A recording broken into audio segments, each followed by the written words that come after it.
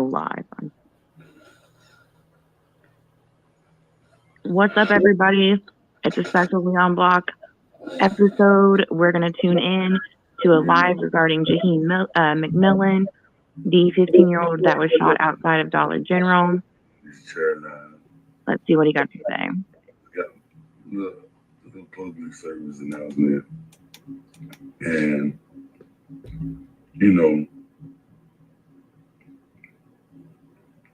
I've been trying to ignore, overlook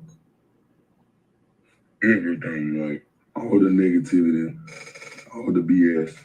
I've been telling myself that we're going to remain focused on justice for Jaheem. No matter what was said, no matter what was done to me, no matter which lie was told, no matter how somebody tried to steal my reputation, which I worked really, really hard for, by the way. I ignored it. I didn't respond. I made posts to let people know, hey, I'm with you. I'm not against you. I don't know what lies you're being told. But I'm to the point. I just want to be very, very clear with everyone. So, everybody got the same mentality.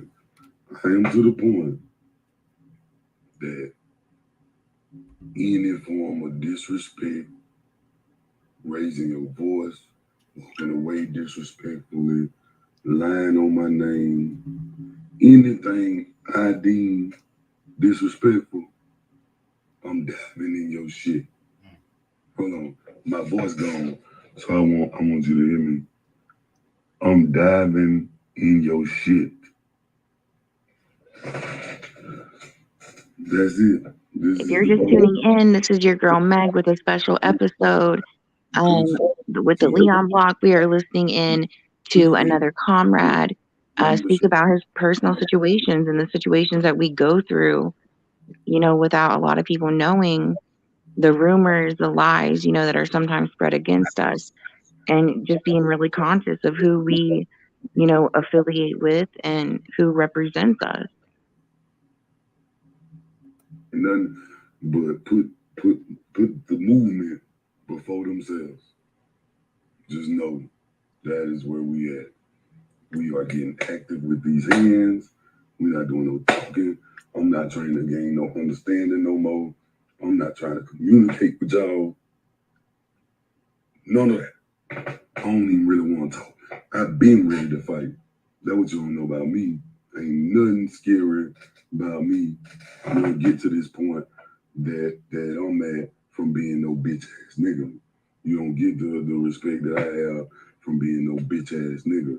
You don't. And see, that's also what's not talked about is the mental health aspect.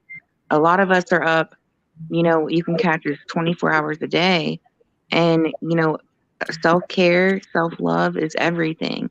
We have to make sure, that we are taking time for ourselves just to clear our heads and, to stay focused on the greater good and the path that, has been chosen in front of us. Frustration happens, anger happens. We're all human. We don't respond the most perfect way always. We are always a work in progress. But I feel for this brother right now, for real, because he just seems real frustrated about, people definitely do slur your name out here. People can have allegations. We're finding out sometimes things are true that you just don't even want to talk about. You can just pray about it or lift it up in, high spirits. But we're going to listen to this brother and see, any way that we can salute the problem or help him, in what he's looking for. Police from being no bitch ass nigga a lot of times by myself. I'm not afraid of the police, I'm not afraid of you, I'm not afraid of anything. And I work really hard for my name. I work really hard to be a person that my people can trust, and the word that they can trust. When I tell them these cases has happened, they believe me. That's how to this point. And I've been disrespected at every turn, and I've been taking everybody's advice, just ignoring and then letting it go. And I'm telling you, I'm trying to warn you, I have never hit nobody and they walked away and they was okay. The the next motherfucker that disrespect me, I'm going in they shit. Brother, if we could get him on this live right now, it is not worth that. A charge is forever. These people don't give a fuck about you, respectfully. They ain't worried. They're just trying to get a reaction, a rise.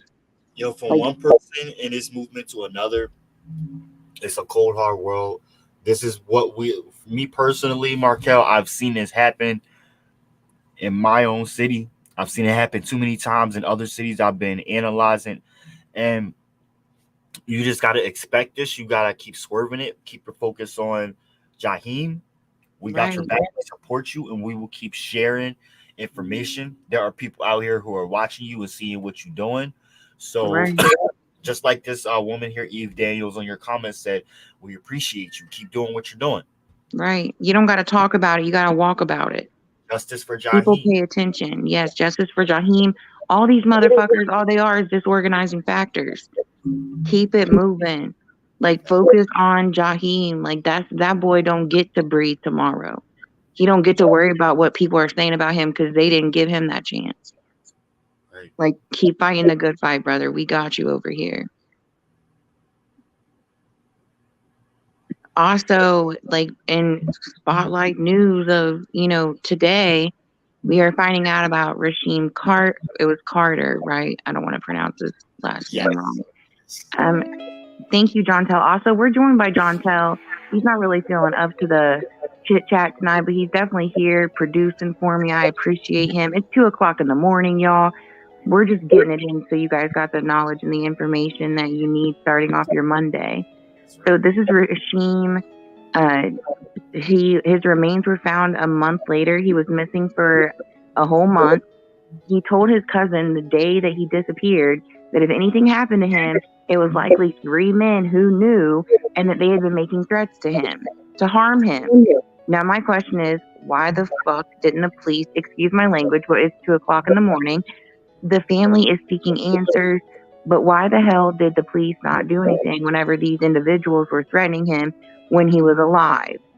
If he says something to his family, he's obviously concerned enough that I could possibly die.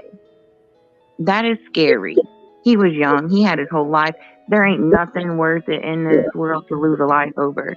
Talk about it, gain clarity. If you cannot, walk the fuck away. Seriously. I'm looking for, I'm going to pull up the, we shared information about it, and I'm going to find the information concerning, where is it?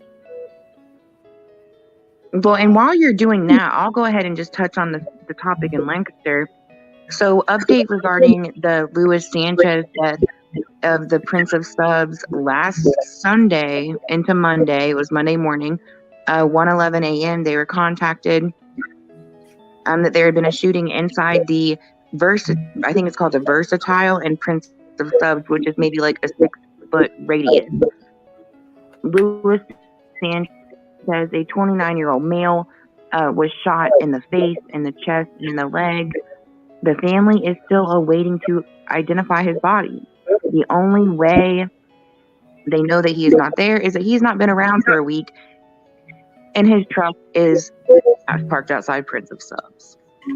And people, of course, that was inside of there have, said it was him. But this is ridiculous. Lancaster County Forensic Center, we demand justice for Lou. Just like with Ricardo Munez, the toxicology report was never received by the family. Like, we got to get it together. We are United States of America, but we are not united. Talk about it. And all working together for the greater good. That's what this is about. We the people, by the people. Vice versa. I just screwed it up, but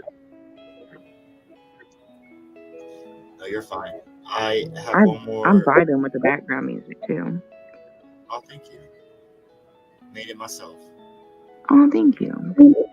For getting out there. What is pen? Okay, so I've got Hey y'all, what's up? Jamie, that's me here. Welcome back to the channel and welcome back to another video regarding a black man by the name of Rasheem Carter who ended up being missing. He went missing, I believe, at the early part of October, and he was recently found dead.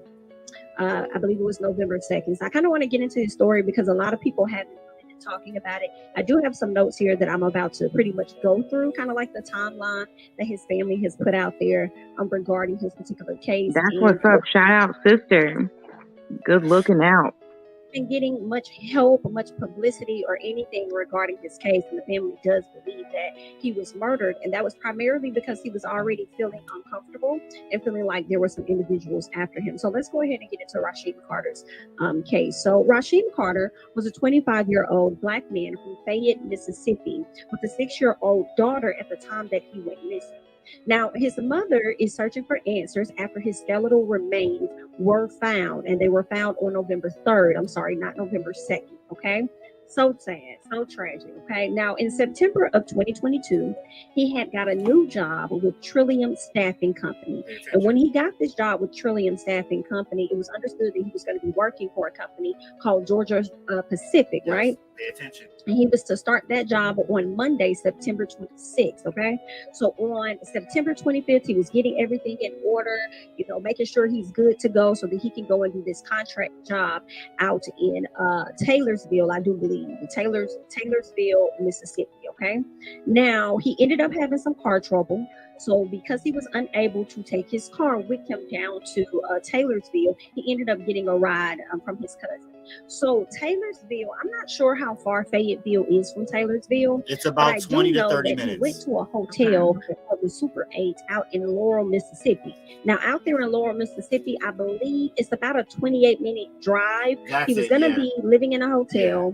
While he does this contract job out in Laurel, Mississippi, and he was going to be traveling down to Taylorsville, Mississippi, where the job is located. So that was about a drive from Laurel to Taylorsville. It's about a 28-minute drive, but a walk, keep in mind, is about 7 hours. Okay, well, let's go ahead and keep going.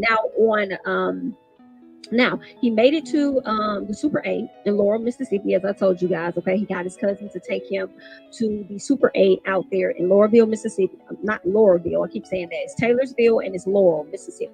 Okay, he got his cousin to take him to Laurel, Mississippi because he had a job in Taylorsville.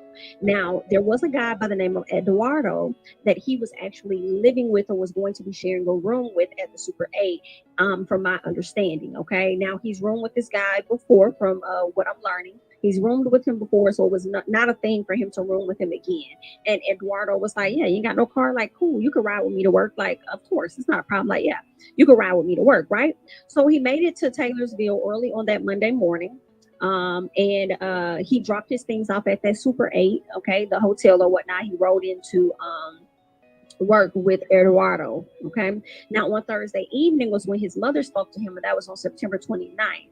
And the mother said that she FaceTimed him, and she said that he kind of looked like he had some issues or some problems or something was going on with him. But of course, Rasheem just pretty much brushed it off like it was nothing. It wasn't a big deal or whatever. He just said, listen, I'm just tired. Right. So it wasn't until Saturday, September 30th, when Rasheem called his mom and told her that he and Eduardo kind of had a disagreement or whatnot. And he didn't really go into detail about that disagreement. All he said was, hey, listen, at the end of the day, he said I can't ride with him to work. And I'm like, whoa, it must be that deep and that serious for y'all. Like, I want to know what the argument was about that he said that you can ride into work with him. That's crazy. So Rasheem, from my understanding, Rasheem got off work and started walking towards Taylorsville. Okay. And see these, and how this sounds is kind of it's a little messed up. I don't believe that he got off work and he started walking towards Taylorsville. I believe he's headed to work. Okay. He's headed to work over in Taylorsville. And I told y'all, when you're walking, because he started to walk, because the roommate said, no, you can't ride with me to work. Why? Like, what? When like, that was very insensitive. But anyway, so he started to take this walk. Well, as he was headed to Taylorsville, he ended up getting a ride with some guys, and they dropped him off in Taylorsville for the job, right? So what we're learning is that he got out at a junior school market and he stayed there trying to get a ride back. So he went there He went to work, all that good stuff, and then now at this point he's trying to get a ride back to take him back to Laurel, Mississippi. He needs to get back to that room, the Super 8 hotel. Okay, so he also, once he got a chance to talk to his mom at some point that day that week, he was telling her about how it was a white truck that was following him, and it had about 3 white guys or something like that in the truck, and they were kind of like sending threats to him basically. So it was at this moment he started to kind of worry about, like, okay, I'm worried. I ain't got no car. I don't know nobody out here. I'm out here by myself. Like, anything can happen. Like, let me make sure I let my mama know. Listen, if anything were to happen to me, you need to check these dudes out because something not right. Okay. What? A Mall Armory all over again. But actually, he told the cousin. Maybe you want to call the police. Maybe you want to go and like make sure they know everything that's going on. Maybe they can protect you, of course, right? Because his mom wasn't there, so that was the expectation. All right. So let's see what else they're sharing. All right. Now, they said that he girl, all right, and walked around in the store. While he was in this store. Oh, come on. Line for 2 because. Okay, Karen, thank you for the non-paid ad. Right.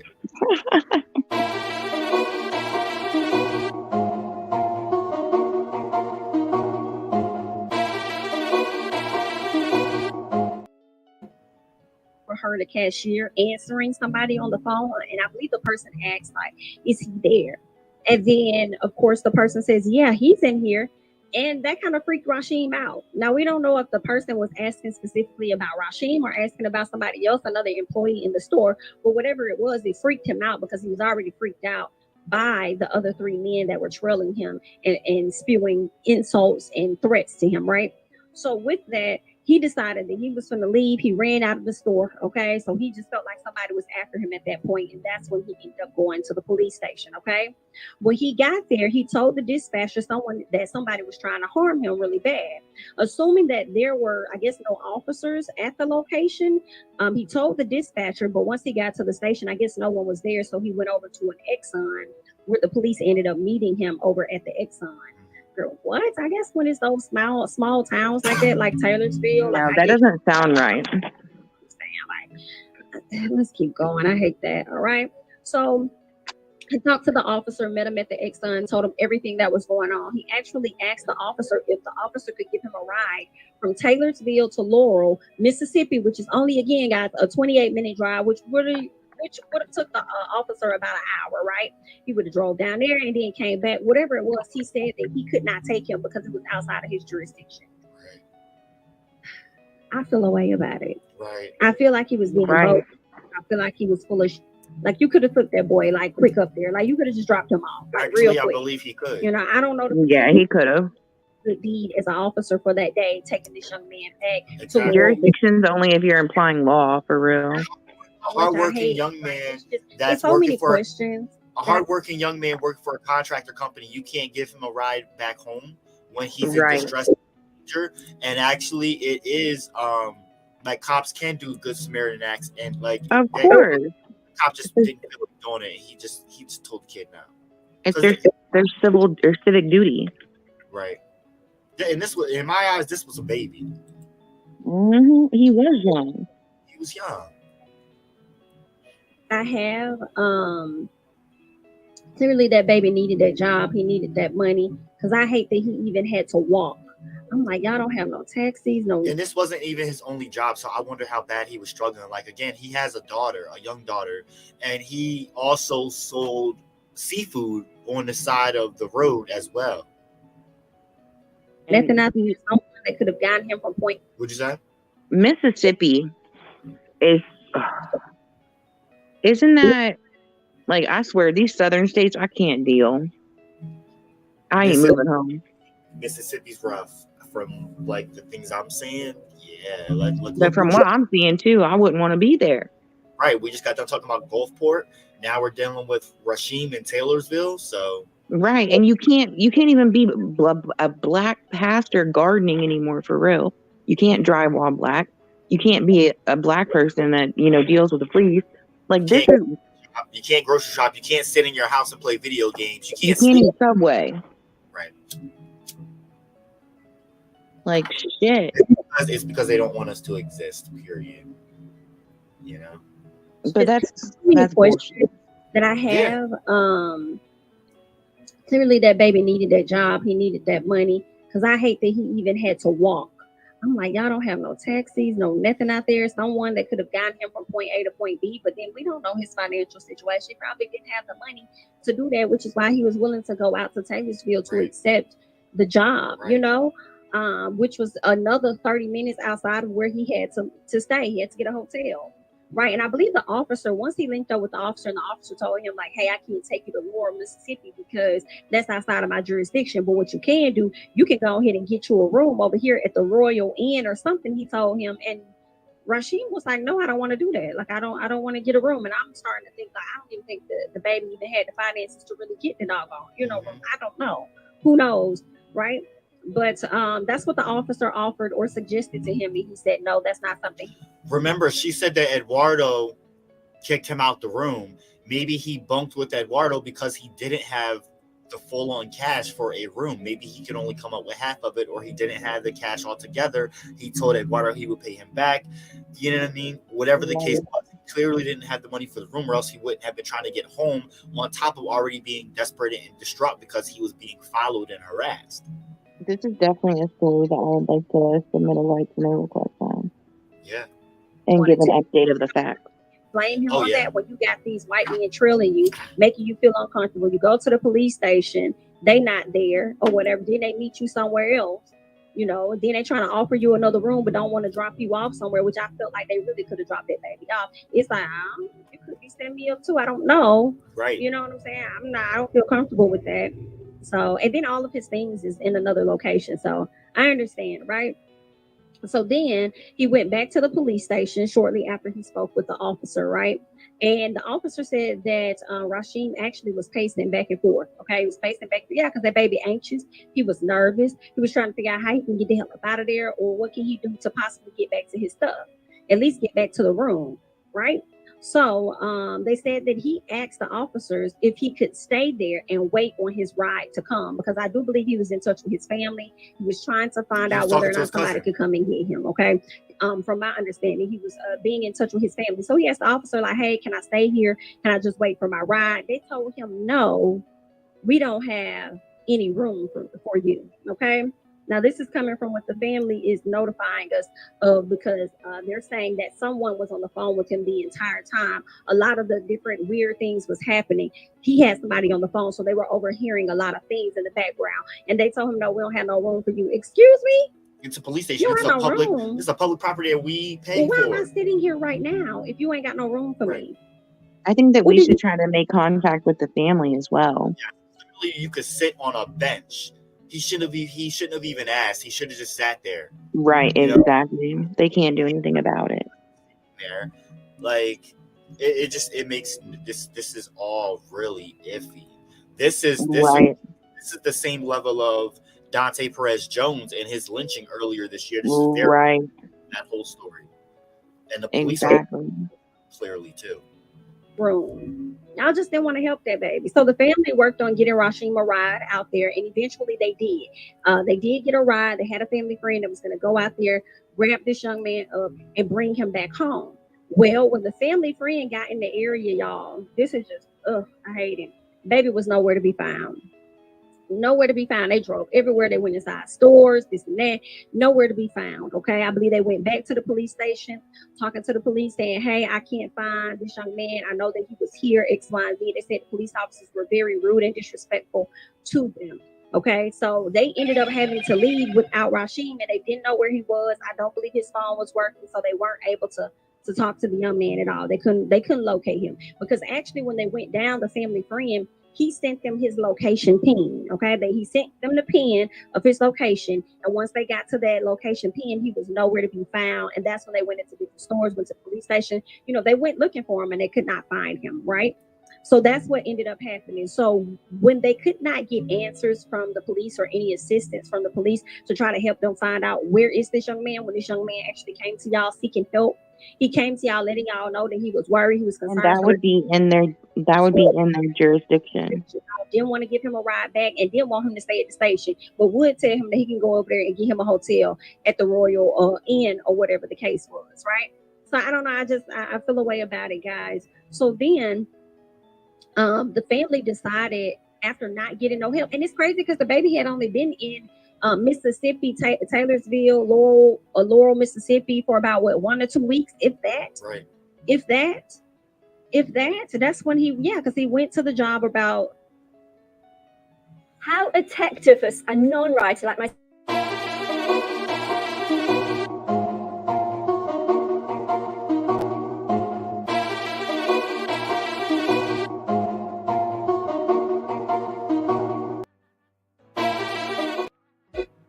One gift that won't break the bank. SaveAmericaStreets.com. Some issues. Yeah, he started to have some issues over there. That's crazy to me. That's good. The baby wasn't even there really a full week before trouble started to follow him as soon as he touched down, which is really, really crazy to me. Right. So the family decided after that week or so, within that first week, which I believe would be Rasheem's second week at this location, they ended up doing their own search party. They couldn't really get no help from nobody, so the family started their own search party and they looked for him. What? In the area, and from what I'm understanding, there were people in the area that were snatching their signs down. What? We need to find more information out on this story. Whenever you have a city in the South with a Ville on the end of it, hello, girl, them Villes are saying, I don't know what the acronym is, but girl, it's definitely giving that baby could have been unalive because of his race. And I'm just gonna be real frank and tell you what it is that I believe. Okay, that's my opinion. Yep. That's what I think. Okay. Yep.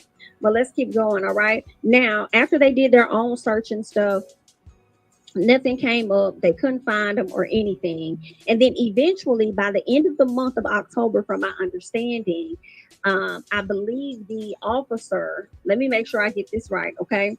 They said, now after the family finally performed their own search party, okay, without the help of the Taylorsville police, they eventually learned that their son was caught on a deer cam. So there was a man that had private property he had a camera on his deers and stuff, and he saw this young man on the camera. Now, it's not clear whether or not Rasheem was walking, whether he was put there, whether he was interacting with anyone. That's not clear because what I'm understanding, the family only got photos. They didn't get the footage of what was caught on that camera. So then whoever the property owner is, the property owner came out and gave that information, from my understanding, to the police, and that took place at the end of October.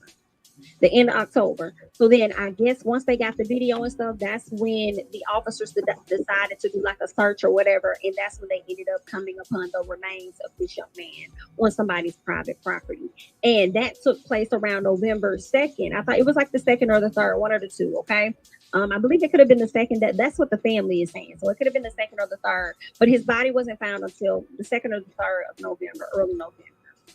They said that the body was badly decomposed. So if it's badly decomposed, if you ask me, that baby was unalive the day his family was coming out there to come get him. The moment they drove out there searching for him, that baby probably was being harmed. Now, either we don't know what position his body was fully in to even have some type of autopsy to understand. But they are saying he was badly decomposed and that the animals had already started to eat upon his body.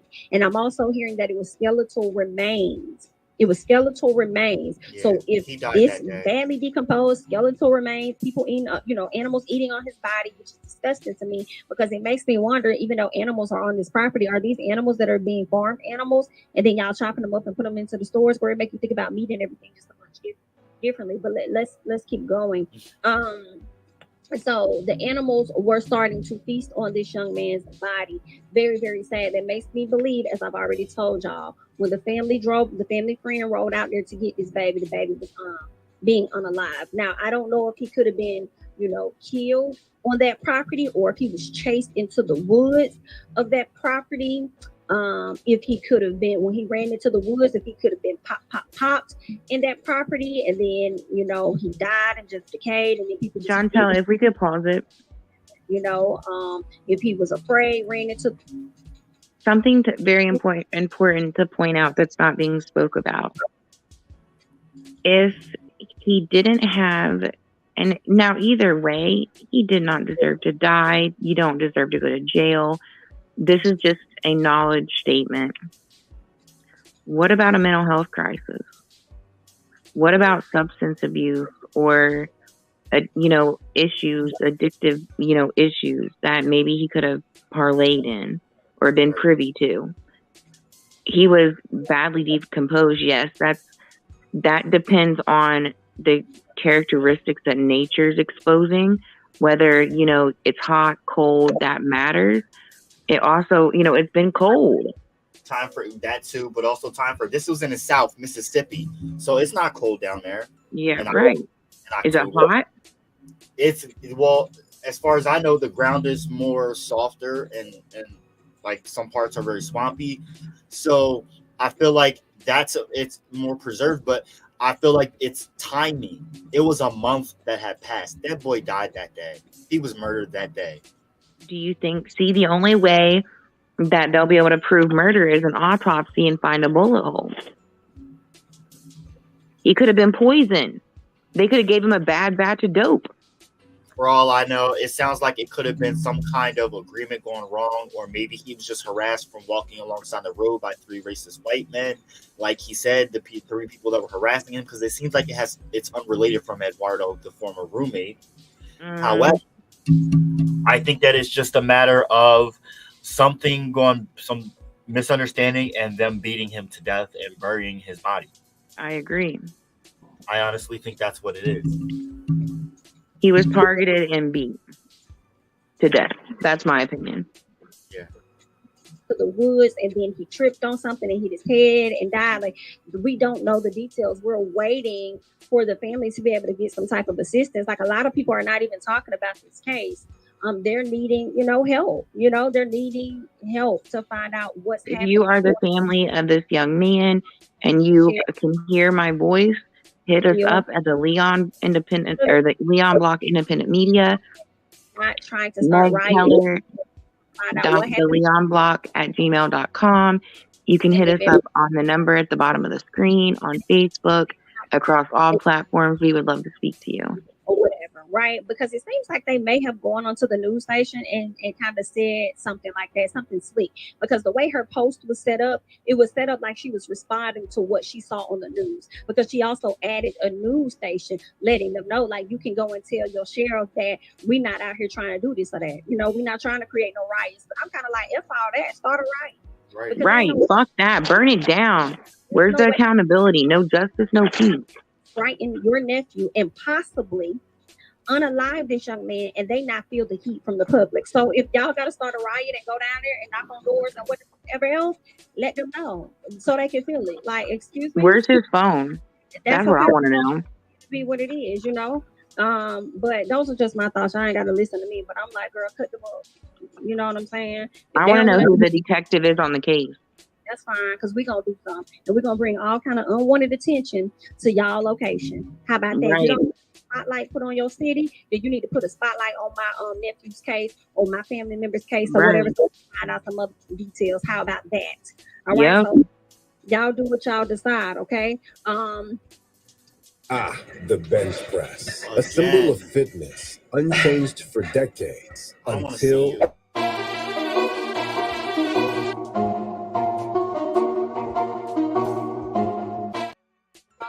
With this young boy talking to the police officers on more than one occasion, and then I believe he also was trying to charge his phone. He had some other stuff. Just talking to the police officers on more than one occasion, right? Him being afraid for his life or whatever, him expressing that to these police officers, and for this young man to be found unalive on somebody's property. Do you know these officers came out and said that they found no foul play? It's no foul play. Are you out your fucking mind? That's pure clarity, if you ask me. That then they were in on it. Is there a police gang out there? People are putting out there that the person that's in charge of the police, not the chief of police, but I believe he's like a lieutenant, he's something. He's one of those police officers, but either way, he's connected, okay, according to the people, honey, allegedly, whatever. He's connected to the homeowner, the property owner. They have the same last name. So he's related to that property. Oh, so they're covering it up. Okay, now I ain't saying you had nothing to do with it, and I don't think nobody else is saying you did, but what they are saying is that there's a direct connection. And it makes me think about a case that took place down in Minnesota where this young lady's boyfriend ended up chopping up this boy's body, right? And the girl only went along because she was afraid of the boyfriend, right? Well, chopped up the boy's body, and the boyfriend chopped up the body or whatever, but forced her and the neighbor to get rid of the body. So she, like a fool, took the boy's body, not this guy, it's a completely different guy. It happened out there in Minnesota, I believe. Took the boy's body and buried it on the dad's property. Hello? And then somehow, I believe the daddy was out there doing some gardening or something, and then he came across some, and then he called the police and was like, hey, I believe I found something on my property or whatever, because he didn't know anything about it. Well, it resulted in her love because she had something to do with placing that body there. So when I think about this young man passing away and being found on somebody's property, baby, okay, and you are connected to the police or whatever, girl, it makes me think y'all need to go over there and exhume all of the property up. Okay, y'all need to go dig up all of that stuff, because Right. it's making, what else is out there? What else will we find out there if we also need to get more detail. Sounds to me like there are racist white boys, Right. Patriots, white boy thing, specifically Proud Boys, right. and they are shielded by that town's police department because the lieutenant and It's the same as them. whoever is the family member that owns that property, they know they can get away with it. This case, they probably felt like they had to come forward with because they knew that there were people looking. It's 2022, going on 2023, and black people don't play at this point. We want Right. motherfucking answers. They knew they had to give something, but they didn't have to give everything. Clearly, there's some kind of video footage. The property owner handed over whatever he handed over. The police said, "Oh no, we're not showing everything. The case is closed." And this is exactly what happened with Dante Perez Jones. Yep, that's why we gotta file our complaints, guys. Do our color of law violations. If your police department is corrupt, we gotta hold these mother effers accountable. Right, we need more details, because I need to know, how did he get over to that property? Was he placed there, or did he run into the woods and he fell there? Like, we need details. And I'm concerned because there were a lot of weeks before this baby's body was found. So likely any evidence that we could possibly could have been washed away. Because I'm sure it was rain, it was weather, it was different type of stuff. But sometimes at crime scenes, people think they get away with stuff, and they always leave a little piece of something behind. Okay. Right. Hopefully we can find out more details, especially, and get justice for this family. I really hate this situation for this young man. He has a beautiful 6-year-old daughter. Beautiful 6-year-old going on with her life without having her father there. And you could tell they were very close. You could tell. From the pictures and things that I've seen, he adored her. So I really, really hate that. The family does have a GoFundMe at this time. It looks like they were only asking for $10,000 at the time to get some type of assistance. At this time, they have reached $7,435 on their GoFundMe. So they are still seeking additional assistance. Okay.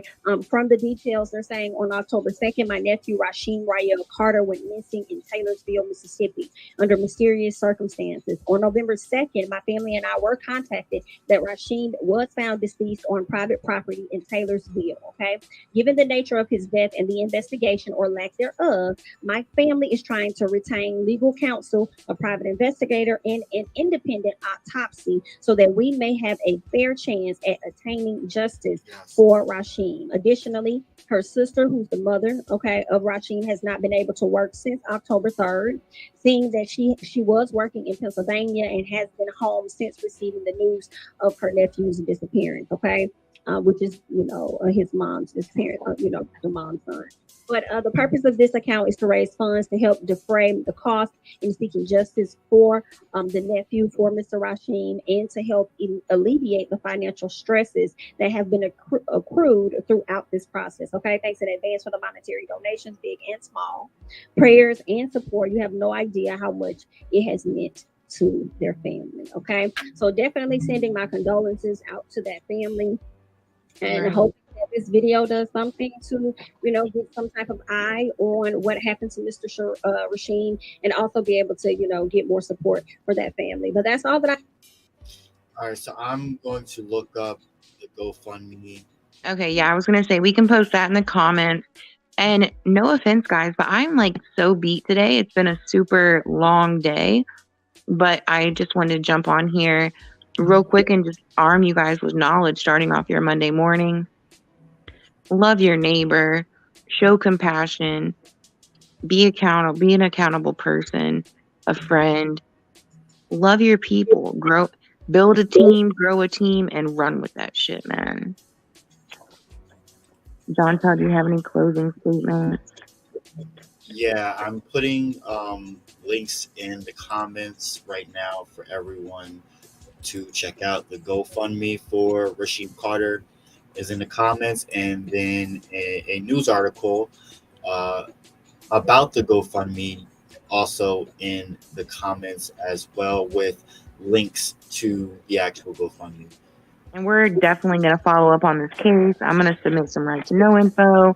We're going to hit up the coroner's office and see what's popping. And we'll get back to you guys. Stay tuned. That's right. Everyone, please be blessed. Please be blessed. Tongue twister there. Make sure that you, as usual, meditate on your path, celebrate your being, liberate your spirit, and educate yourself.